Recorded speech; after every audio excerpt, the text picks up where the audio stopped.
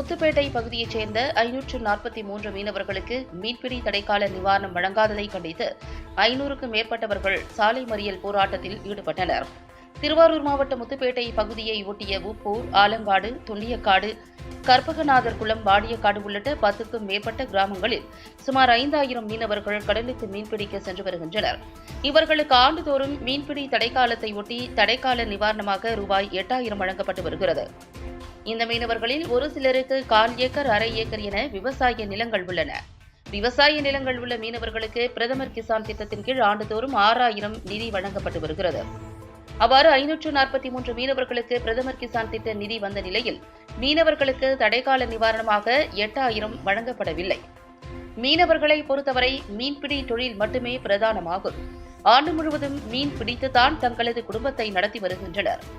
எனவே தங்களுக்கு பிரதமர் கிசான் திட்ட நிதி உதவி தேவையில்லை என 543 மீனவர்களும் எழுதி கொடுத்து சட்டமன்ற உறுப்பினர் மூலமாக மீன்வளத்துறை அமைச்சகம் வரை அதிகாரிகளை சென்று பார்த்த பின்னரும் இதுவரை மீனவர்களுக்கு வழங்கப்பட வேண்டிய மீன்பிடி தடைக்கால நிவாரணம் வழங்கப்படவில்லை. அரசு அதிகாரிகளின் இத்தகைய அலட்சிய போக்கு காரணமாக மீனவர்கள் தொடர்ச்சியாக பாதிக்கப்பட்டு வருவது வாடிக்கையாக உள்ளது. எனவே இதனை கண்டித்து முத்துப்பேட்டையில் சுமார் 500க்கும் மேற்பட்ட மீனவர்கள் சாலை மறியல் போராட்டம் நடத்தி வருகின்றனர். இதனால் போக்குவரத்து பாதிப்பு ஏற்பட்டுள்ளது.